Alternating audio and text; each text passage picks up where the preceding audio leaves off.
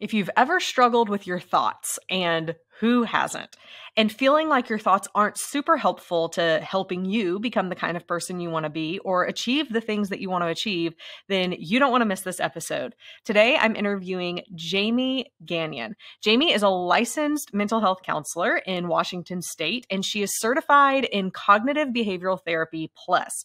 In the past, she's done most of her clinical work with teenagers, with kids, in how to help them overcome some of their depressive or anxious presenting symptoms by rewiring their thoughts and having more helpful thoughts through this cognitive behavioral therapy methodology.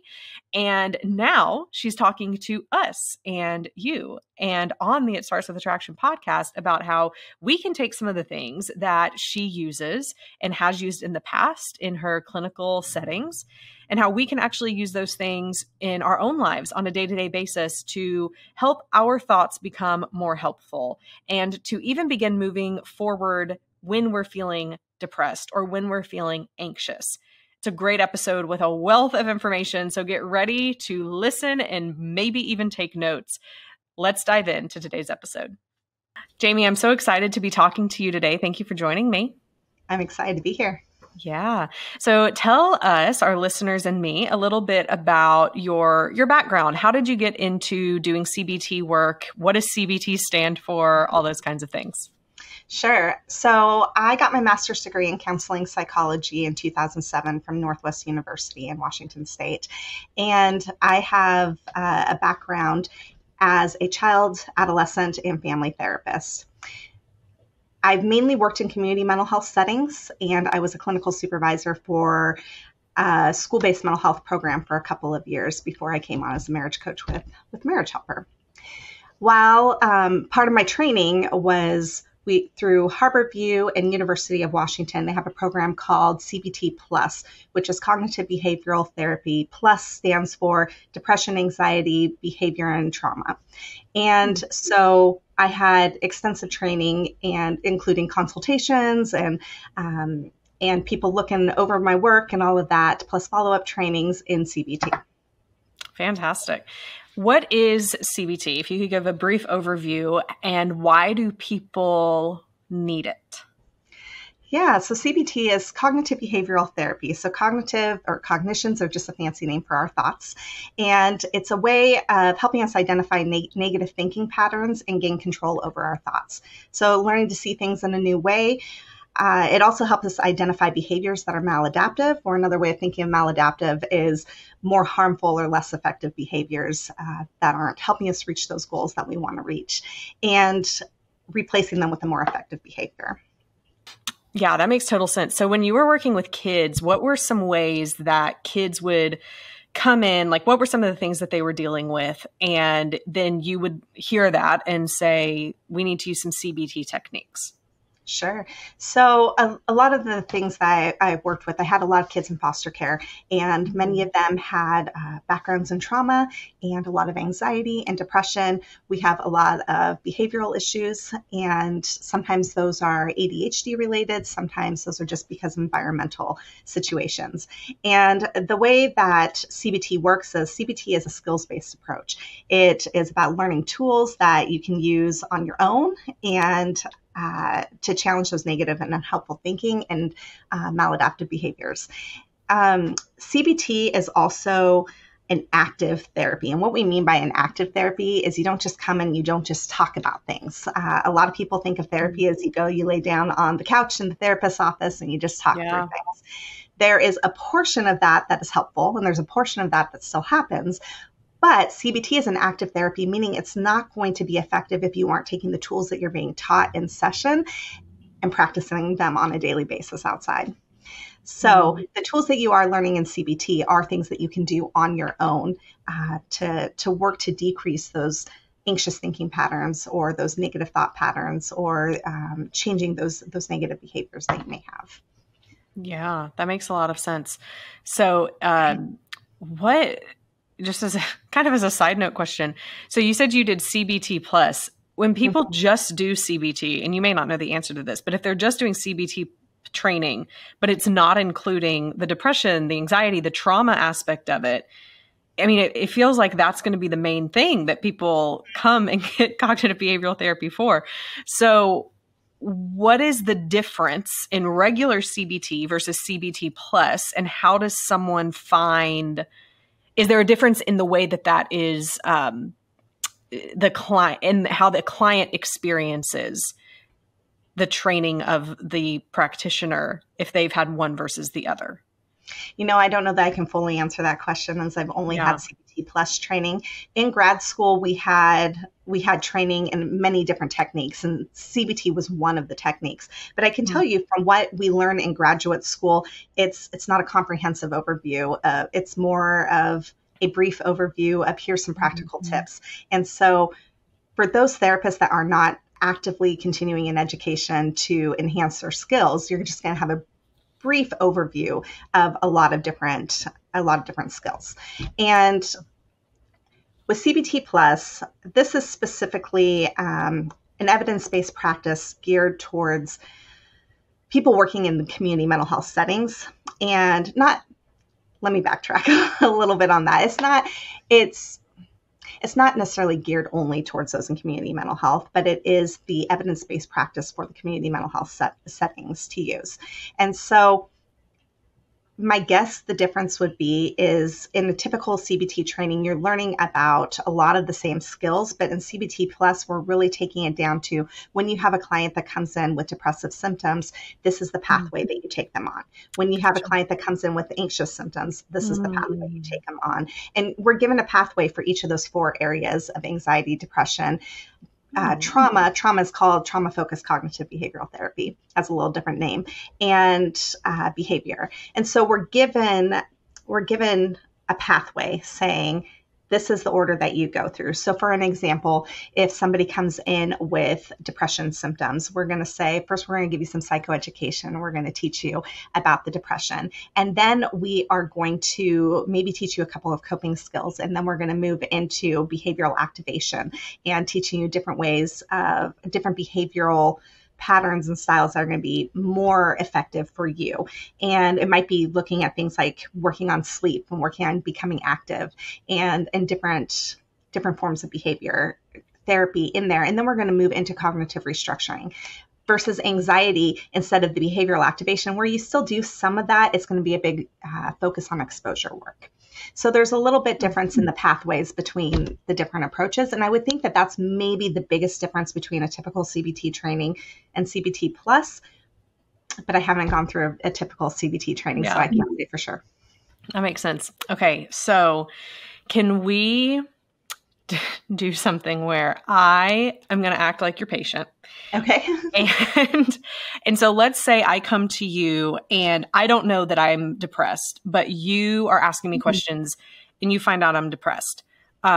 What are some of those things you'd be looking for? And again, listen, I want to make sure the listeners understand we are not doing any kind of prescriptive work on this podcast, but this is simply educational to help you as the listener understand, is this something you're dealing with and should you seek further help? But also by the end of this episode, Jamie's hopefully going to share with us some things that you could begin doing. But of course, if you need further professional intervention, we're going to encourage you.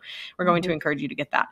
But if I were to come to you with depressive symptoms, what would you be looking for? And then can you kind of walk through more specifics of like that first pillar that you came to? What is one specific thing you would have me do with coping skills? That next one with, I think it was behavioral activation. Like, what does that look like? So let's walk through that for the next couple of minutes. So I come to you, how would you know if I'm depressed?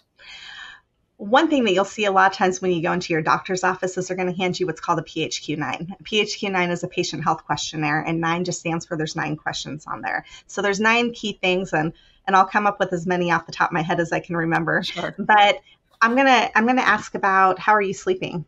Are you sleeping too much? Are you sleeping not enough? I'm going to ask about your eating. Are you overeating? Are you eating a lot, or are you not eating enough? I'm going to ask about, are you still interested in things that you used to be interested in? So oftentimes with depression, people will pull away from those things that they like to do. So if they typically are somebody that's like, I like to get out and get active, and I like to go for hikes, and I like to get out there, and I say, so when was the last time you got out and went for a hike?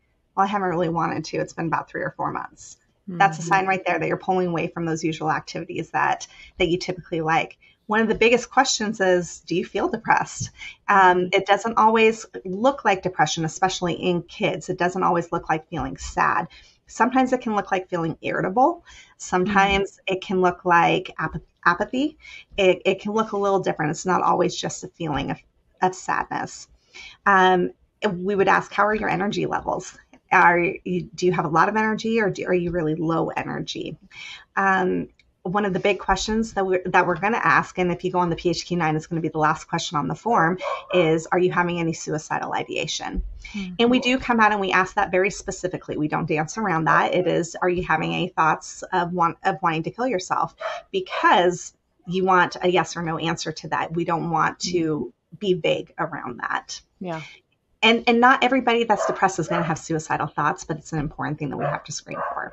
So that's not everything that we ask, but that kind of gives you a little idea of that. Yeah, that's a good idea. Okay, so you've asked me those questions and you determine, hey, cognitive behavioral therapy could work for this. So what would be one of those first coping skills that you may want to work with me on? I always start with deep breathing. I have a lot of people that are just like, oh, Jamie, we hear about deep breathing. It's overly said. But here's the biggest reason why deep breathing is so important, is because it helps physically calm your body down. And we need a way to physically calm our body down. When you think about whether it's depression or anxiety, we feel these emotions in our body. And there's this thing called the sequence of emotion. And when there is a trigger, we automatically think we go from the trigger to the behavior in 0.2 seconds. But in between there is, we first feel it in our body. Then we feel the emotion. Then we have the thought that hits our head. And then we have the action. And all of that is taking place in there. So it's really important to go back and start with body science. So where are you feeling? Where do you feel that feeling of sadness in your body? What are you feeling? A lot of times people will say things like, my muscles are really tight. Maybe their shoulders are pushed up. My stomach is in knots. Maybe my heart's racing. A lot of times that's more of an anxiety symptom. But it could just be, I'm just feeling sluggish. I'm tired. And it's really important to get the blood flowing. To when we're breathing in oxygen, we're getting enough oxygen in to survive. But when our muscles are all tense, we're not getting the oxygen flow to be able to really think clearly. So we have our prefrontal cortex, which is our thinking brain. And our thinking brain is where we're going to be able to think through those skills that we've learned and different ways to reframe those thoughts that we have. But when we're really tight and tense, we're not thinking as clearly because we're not getting that fresh oxygenated blood to our brain. So it's really important, first and foremost, to start off with, let's calm our body down. And my favorite way is to do a breathing technique. Now, there are hundreds of breathing techniques out there, and I oftentimes will say, find one that works for you, whatever it is that you like. But my favorite is 4-square breathing. Some people call it box breathing, but it's easy to remember. I've had clients come out of the hospital that will tell me, oh yeah, they taught us 5, 7, 9 breathing. If I, as a therapist, cannot remember the numbers, then how am I supposed to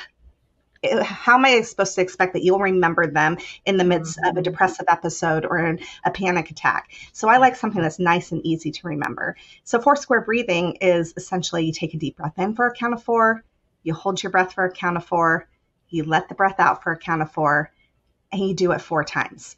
You only have to remember one number. Yeah. And that's my favorite. The other thing I might talk about is a progressive muscle relaxation to help calm your body down. So progressive muscle relaxation, you can do really long, in-depth ones. You can go on YouTube and find lots of videos where they guide you through them, whether you start at your toes and work your way up to your head, or you start at your head, work your way down to your toes. But you're identifying each individual muscle group and tightening and relaxing. And kind of a good rule of thumb is you tighten for about a count of 10 and you release for a count of 10. You do each muscle group 3 times. Or if you're in the moment that you're going, Jamie, I don't have time to do 20 minutes of this, then I'm going to use the terminology I use with kids. I'm sure there's a better term to use for adults, but I think it gets the message across. It's called tin soldier wet noodle. So you lock all of your muscles together and you tighten them for 10 seconds as all of your muscles, and then you relax all of your muscles. So tin soldier wet noodle. And I like it. And that just helps to get that blood flow circulating too. So that's really where we start, is identifying in our body where we're feeling it and really actively working to calm our body so that we can then think to do the next skills. And that's my favorite place to start. For someone with depression, Mm-hmm. when would you encourage them to activate those coping skills? So what is it that you're looking for? Yeah, anxiety, which we'll talk about next, I think that makes sense to when they would use them. What is it for depression? So with specifically like the relaxation techniques, if you're having trouble falling asleep at night because your brain's going crazy, there's a lot of other things you can do. Like it's helpful to have a pad of paper next to the bed where you can write down all your thoughts, and really focus on maybe visualization, where you're focused on a relaxing, peaceful place. And all of these techniques can be used for both anxiety or depression, but it's really important to be able to relax your body in those moments. And so sleep is one where you either tend to sleep too much or you're not sleeping enough when you're depressed. And so if you're having trouble falling asleep at night or you wake in the middle of the night, just really focusing on your breathing, really focusing on relaxing your body, that's a time when that would be really helpful. Other times could be when you're having to do something you don't want to do, really focusing in on, okay, I'm going to first focus on calming my body. I'm going to just focus in on relaxation before I go out and do the thing I need to do. Makes total sense. Okay. So coping skills, the next one in the depressive model would be behavioral activation. Was that it? Yeah. So in behavioral activation, specifically for depression, we're going to look at a lot of our pies. Okay. It's so in physical, we're looking at your sleep. How's your sleep? That's one of the most important things that we're going to hit on first. If you aren't getting enough sleep at night, it is going to drastically influence your emotions during the day. And so we are going to, we're going to focus in on how can we get you having more quality of sleep. Okay. Now, things that you can do to help with sleep are being active during the day. And being active is another big part of behavioral activation. Being active doesn't have to look like going to the gym. Being active can look like doing some stretching in the morning and at night. It can look like going for a walk. It can look like taking your kids to the park and playing with your kids at the park. It can look like making yourself get up and going somewhere when you don't feel like going anywhere. All of that is part of that getting active, right? And so with behavioral activation, we're looking at food. What are you eating? What are you drinking? Certain foods are going to make you feel more sluggish and certain foods are going to give you more energy, right?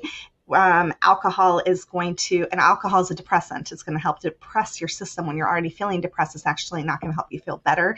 It may give you that little buzz in the moment, but it's actually going to make you feel worse overall. Caffeine is a stimulant, but it's going to give you a little bit of a boost, but then you're going to fall from that. Same with sugar. You're going to get that boost and then you're going to fall. So really paying attention to what you're putting into your body is going to be a big part of that behavioral activation piece.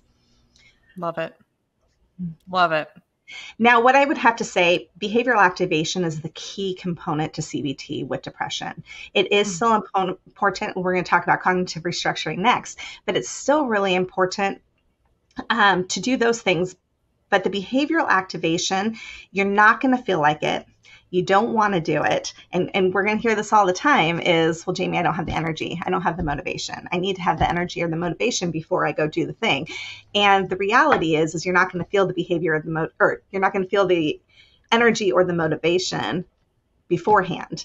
Yeah. You might get little bursts of energy from time to time, but most of the time you're not going to have that first. And it's just stepping out and doing one step. It's making yourself do something even though you don't feel like it, because you're not going to feel like it. But that is scientifically proven to be the number one thing to help turn depression around. Fascinating. I did not know that. Great. What comes after behavioral activation? It goes into cognitive restructuring. So cognitive, that big word again, just for our thoughts. And it's learning to reframe our thoughts is a more practical way of saying cognitive restructuring. But it's about challenging those unhelpful thoughts that we have and replacing them with a more helpful thought. A lot of people, and in pop psychology, you talk about positive and negative thinking. I really like the terms helpful and unhelpful thinking instead, because I think we have an idea that positive thinking means that we have to be happy.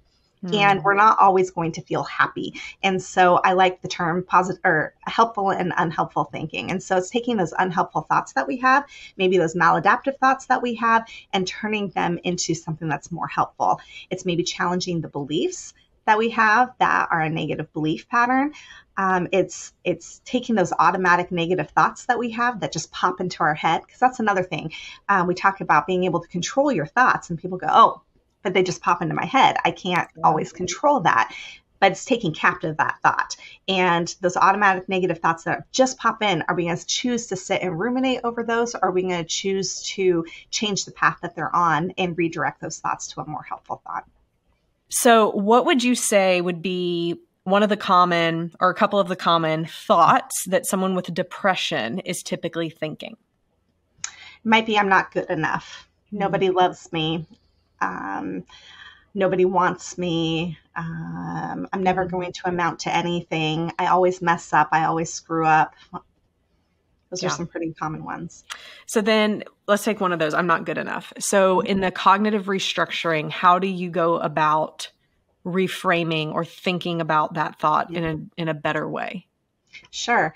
So it's about having a more helpful response. Sometimes we think we have to do the opposite, but you also have to believe it. And if you're not there to believe it yet, so if somebody might say, well, just tell yourself I am good enough. Well, you can. You can tell yourself I am good enough. And over time, that may be the new path, but you may not believe it at first. And so it really is finding something that is more helpful. And maybe, I have not mastered this skill yet, but I'm still working at it. And over time, I know that I will be good at it. So that would be a helpful reframe, where it's not being stuck in the I'm not good enough to not everybody is good enough when they start something. And so therefore, the more I work at this, I will be good enough. Yeah, I like that. I've also heard before, I don't know if this is CBT based. It might be one of those pop psychology things related to CBT, but I've heard before the questions, is it true? Is it really true? Like using those two questions back to back. Yeah, you can definitely ask yourself those things. And there is a line of thoughts that you can ask yourself with that. Is this a truthful thought? Is this a helpful thought? So something that could be truthful, because maybe the question, maybe it is, I know that we have a lot of people who are in a marriage crisis that listen to your podcast. And with that, it could be, I screwed up so horribly in my conversation with my spouse that I am never going to be able to recover from this.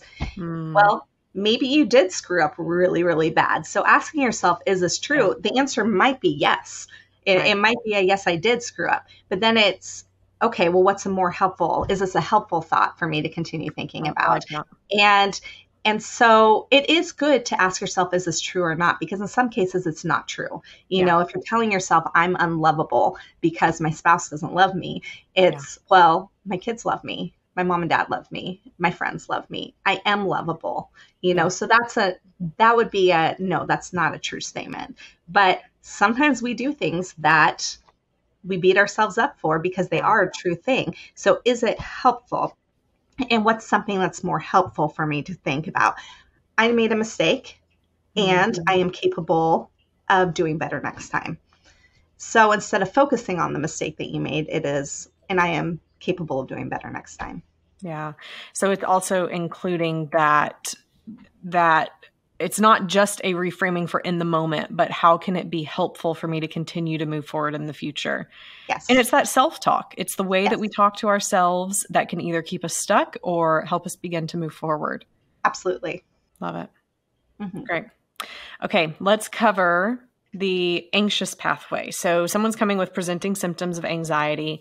So let's start with, what are some of the questions you would ask to help identify that? And then some of these are going to be repetitive, but let's just talk about kind of the sequence that you would use and any differences that would happen with presenting symptoms of anxiety. So similar to the PHQ-9 that we have for depression, we have what's called a GAD-7 for anxiety, and that stands for generalized anxiety disorder, and 7 stands for that there's 7 questions. The things that we are looking for is, are you having panic attacks? Mm. Is this holding you back from doing things in your life that you would like to be doing that you're not currently able to do? We'd be talking about your intrusive thoughts and the things that the unwanted thoughts that are popping into your head. Does the GAD-7 ask, it's actually been a hot minute since I've looked at the GAD-7. Mm-hmm. Does it ask anything about physiological presenting factors? Like, are you experiencing racing heart, things like that? All right, some of the questions that we're going to ask is just like with the PHQ-9, we're going to ask, are you feeling depressed? We're going to ask them, are you feeling anxious, on edge, or feeling nervous? Sometimes people don't like the word anxiety and it's more, well, I just feel kind of nervous. And so that may be a symptom that we're looking at. We're asking them, are you able to stop or control your worrying? We all have worries that pop into our mind, but for some of us, we're able to automatically start applying tools and we're able to control those thoughts, versus other times it is hard for us to stop and control the worry that we have. Or are we worrying too much about a lot of different things? So there are specific phobias out there that not all worry is going to be a phobia, but there might be a specific phobia, like arachnophobia is, fear of spiders, right? Or claustrophobia is a fear of confined spaces. But generalized anxiety, which is what this form is really kind of asking about, is you might worry about a lot of different things, and it might not be the same thing all the time. You might have a lot of different things that pop up that cause you to worry about things. Yeah. So we're trying to identify, is it a specific fear that you have, or are you worrying about a lot of different things? Do you have trouble relaxing? Most people who are very anxious have a hard time relaxing. So back to those body signs that we were talking about, typically somebody who's anxious is going to tell me that their heart's racing. They might feel hot. They might feel like their stomach is in knots, that their muscles are really clenched. They might feel shaky. Those are all symptoms that I'm looking for when people are talking about body signs that they have with anxiety. Being so restless, it's hard to sit still. So a lot of times people, you can't see my knee, but if my knee is shaking up and down like this, a lot of times people associate that with being very anxious. Some people, it's just a tick that they have, it's just something that they do out of habit. But for some people, that would be, they have a hard time sitting still because they're so anxious in the moment. Being easily annoyed or irritable can actually be a sign of anxiety that I think a lot of people don't realize is part of anxiety as well. Or feeling afraid that something bad might happen. Yes. You are explaining my life. I'm sitting here like, check. We had a mouse in our house a couple of weeks ago, and talk about the generalized. So when you're talking about the part of it could apply to anything, all the things I was thinking about with this mouse in the house and everything that could happen and go wrong. It was yep, my anxiety attached to that stupid mouse for about 2 weeks until it unfortunately passed away in a very appropriate way. But anyway, so someone's coming and this is what they're struggling with. You said there was a different first step after this than what you would have done in depressive. So what's the first step you would take with that person? It would be exposure. So there's different types of exposure.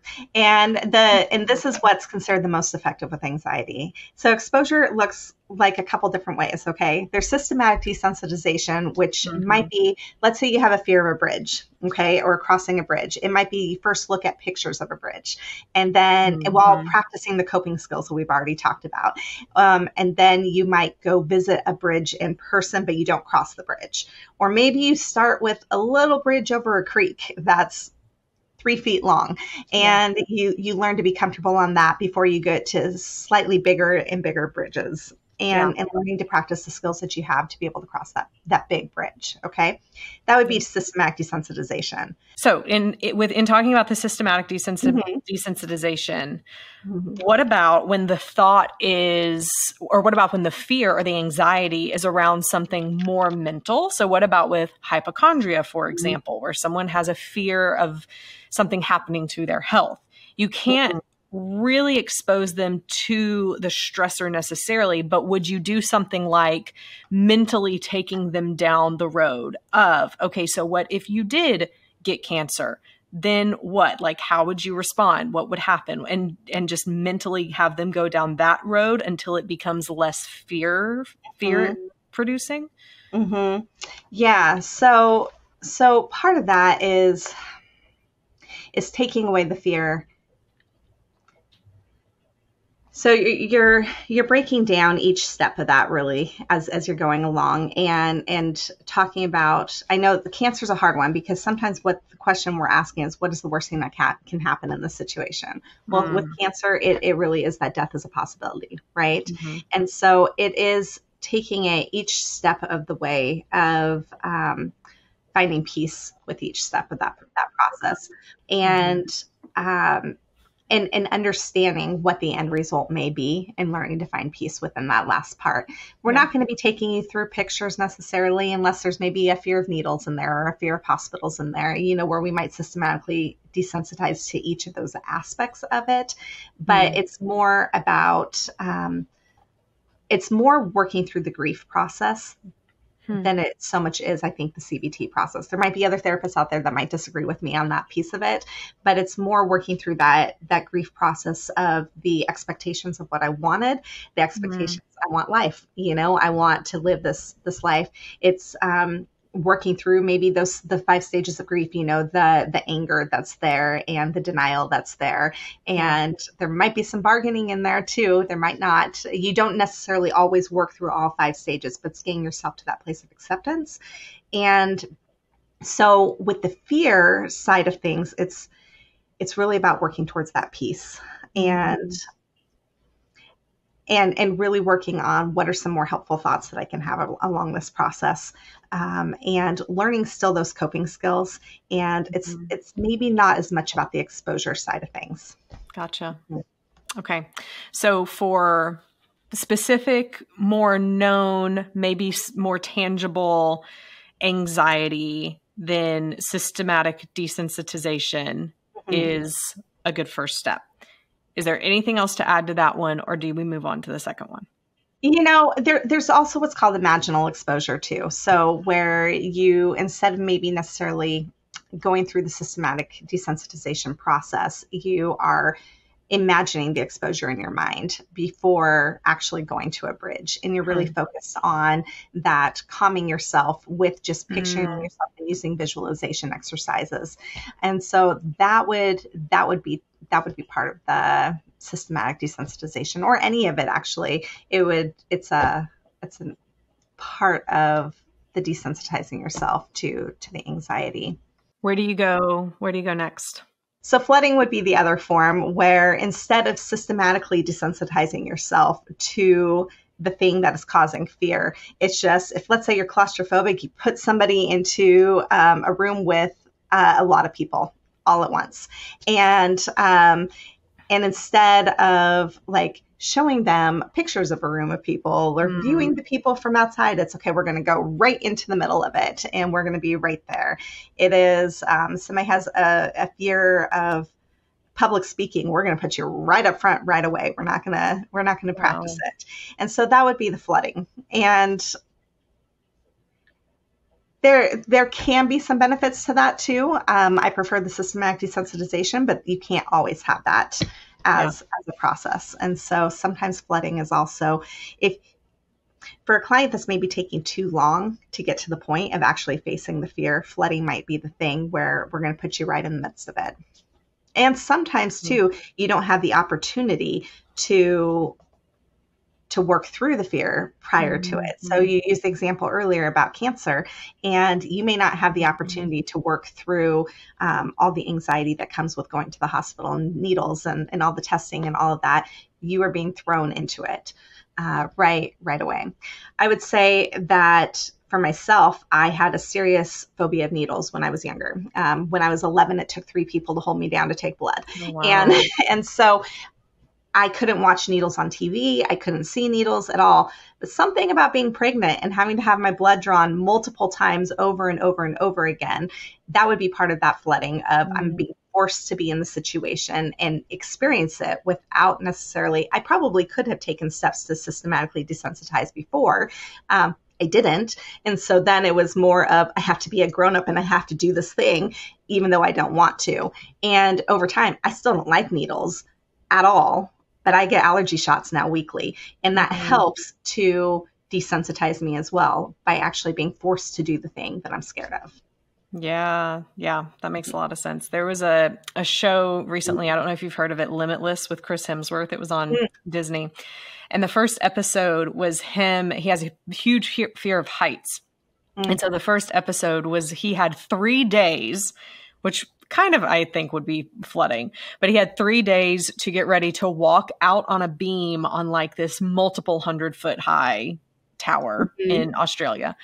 And so they did some things where he would like wear the VR headset and act like he was up there. And he did that for a couple of days. But really, the psychologist, I guess he had, focused on how are you going to cope when you're up there? Because you're going to be up there and you're going to walk out there.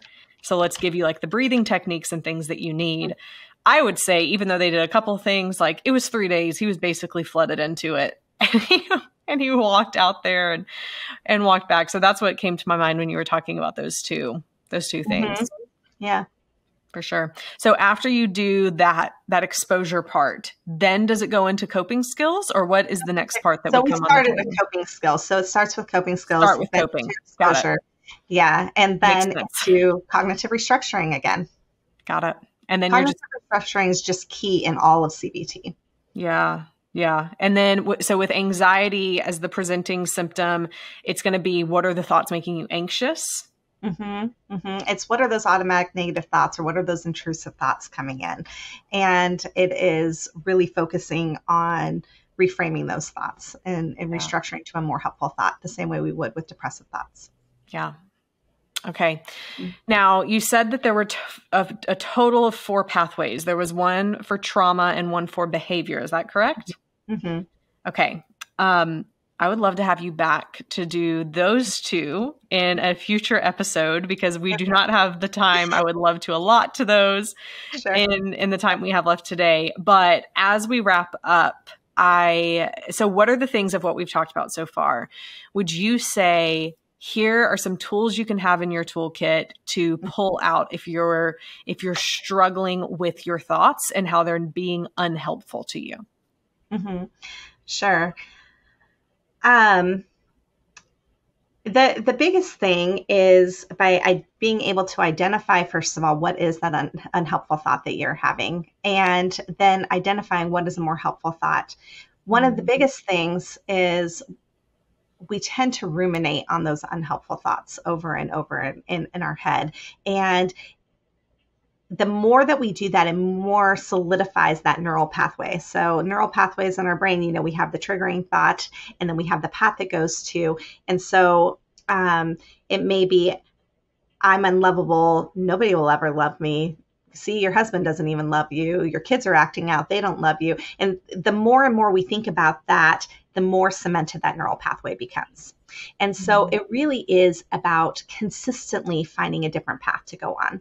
And so it is consistently, every time the thought of I'm unlovable pops into your head, it is, I am lovable. My parents love me. I have friends who love me. And it's constantly redirecting that neural pathway. And you can't just do this once or twice. It's not going to work. You have to keep doing it. And over time, that initial neural pathway is going to break down, and it's going to form a new neural pathway. And that'll be the primary neural pathway. But I know I'm using big words here, but it'll be the new path that thought goes down. And so you got to do it, though, over and over again. And the biggest thing you need to know about learning to change your thoughts is, or even your behaviors, it doesn't happen overnight. You can't try something a handful of times. Sometimes it takes 10, 15, 20 times, maybe even more, depending on how cemented that original neural pathway is, before it'll start to break down. But the more you consistently do this, and I'm talking about every time that thought pops up in your head, you don't allow yourself that time to ruminate on it. You change the thought. You constantly are redirecting it. And I like to say, have a go-to thought already in mind. Don't try to reinvent the wheel every time. Have a go-to thought that becomes your new neural pathway that you're going down. And so continuing to go down that path every time that negative thought pops into your head. So it's just continuing to replace that thought with something that's more helpful. And over time, it will become the more permanent thought and the thought that automatically comes to mind. There's especially with anxiety, we talk about scheduling a time to worry. So sometimes we're in the midst of our day. I can tell you that there have been times in my days when things have not been going right in my life where my mind is filled with all of the things, all of the negative thoughts, all of the unhelpful thoughts, all of the things. And I'm not very productive. And so what I have to do in that moment is say, okay, I don't have time to focus on this right now. But I talk about having your imaginary shelf. If any of my clients are listening in, they've heard me talk about this all the time. Have your shelf and you put that thought up on the shelf. Okay. So what you're doing is it's not saying, can't think about you. I can't see you. I can't. You're saying, I see you. I recognize you. And I'm not forgetting about you. I'm putting you up on my shelf to come back to when I have time and scheduling a time to worry. Now, people look at me crazy all the time when I tell them to schedule a time to worry because it seems really counterproductive. And it's, okay, I don't have time right now to think about you. I see you. You're up on my shelf. I'm not forgetting about you. I'm not trying to ignore you, but I'm going to come back to you. I have time today at 5 p.m. and I'm going to set a timer and I'm going to set a timer for 10 minutes and I will worry about you for 10 minutes. Now, oftentimes, and I hear people tell me this all the time, but Jamie, I get to that time, I don't feel like worrying. Well, that's a good thing. Great. That's the point, right? That is a good thing. And it's not about forcing yourself to worry about it if the worry is not there. It's not forcing yourself to think about all the negative thoughts that are and unhelpful thoughts that come around that. It's about going, I don't have time right now. I'm not ignoring you because there's a part of ourselves that needs to be self-soothed. And if we try to ignore that part, it's saying, no, Jamie, something's wrong. I need to do something about this right now. And you can't just ignore it. It's like telling somebody who's anxious, well, just stop worrying. Just stop being anxious. Or somebody who's depressed, just stop being sad. Right. It doesn't work. So it's, I see you up on that shelf, and I'm coming back at 5 o'clock to worry about you and to deal with that. And then don't do that more than like 2 times in a week. We're not going to spend a lot of time going back to those worry moments. Other things is identifying our feelings. Really identify the feelings that we're having. So we talked about that sequence of emotion briefly, where we talked about you have a triggering event and then you feel it in your body. Well, the next part is our emotions. We're going to feel the emotions before the thoughts come into our head. So really identifying what I am feeling and what can I do with this feeling right now? You had somebody on your episode, I can't remember who it was, that talked about the HALTS acronym. I love to use the HALTS acronym, which stands for hungry, angry, lonely, tired, stressed, and rating yourself on a scale of 1 to 10. And if you're a female, add a P at the top of that for PMS. And on a scale of 1 to 10, and if you are going, I'm really hungry, okay, go get some food. That's going to affect your emotions. If you're angry, what do you need to do to help cool down? If you're feeling lonely, call a friend, be the friend to others that you want them to be to you. If you're feeling tired, maybe take a nap, work on getting to sleep early that night. If you're feeling stressed, what can you do in the moment to help decrease your stress? It is about identifying your feelings, rating those feelings. So not just in that HALTS acronym, but all feelings. And what do I do to help bring myself down? I guess what I didn't talk about in there was emotion regulation. Emotion regulation is part of the pathway too, but I guess I kind of put that in with coping skills a little bit there. And it's also about doing the behaviors that are going to be helpful. It's about doing the things that are going to help those emotions and be able to regulate those things so that you can move on with your day. Yeah. A wealth of information, Jamie. Love this. Very practical, tactical things that even though they might not be easy to implement, they are, at least we are now aware of some things that we can do when we're having those unhelpful thoughts, and how can we replace those thoughts with something more helpful. And I love the idea even too about the unhelpful thoughts, just put them away, allow yourself to think about them at a certain time. And then hopefully at that time you don't need to. But these are just real tangible ways that people can begin to implement these things in order to have more helpful thoughts in their lives. I really do want to have you back and talk more about the rest of this, plus we can get a little bit deeper into some of it. But I have learned from our time together. I've so appreciated your time on with me, Jamie, and Yeah, fantastic. I appreciate you so much. Thank you so much, Kimberly, for having me. Here are my key takeaways from today's episode with Jamie. And honestly, it's really hard to just narrow it down to a few because there were so many great tools that she provided to us in our conversation. My first key takeaway is to really think about coping skills. Whether you may be experiencing depression or anxiety, what are the things that you're doing intentionally to help you calm down and get to a place where you can better handle the thoughts and feelings that you're experiencing? It's really difficult to intentionally take hold of those thoughts and take them captive and move them into something more productive when your biology and your physiology is on edge, when you're feeling really anxious or really depressed. So those coping skills can help us to get calm so that we can better introduce some of these other techniques that she talked about. Remember, she talked about the breathing techniques. I can't remember what she called it. I call it the 4x4 box breathing. I think she just called it something with the letter 4 in it or the number 4 in it. But y'all, it's the same premise. It's one of the most effective breathing techniques. You just breathe in for a count of 4, hold it for the count of 4, breathe out for a count of 4, and hold it at the bottom for a count of 4. And doing it 4 times, it takes about 2 minutes to do that. And it's amazing how getting that extra amount of oxygen into our bodies really helps to regulate our system and our biology and even our neurology to help us think a little bit clearer. It's a great first key takeaway. The second key takeaway is behavioral activation. Now, you don't have to remember where this fell, in which kind of pathway she was taking us down. The idea behind behavioral activation is this. There's going to be times we don't feel like doing the things that are best for us, but we need to do them anyway. And this isn't coming from a place of guilt. It's coming from a place of, for you to really move forward into being and feeling and thinking in the way that is going to be most helpful to you. What is the first next step you need to take? And focusing on the areas of sleep, of nutrition, of movement are key areas that we can begin to take notice of and begin to make progress in, because all of those areas, those physical areas of our pies, is the area that we have control over.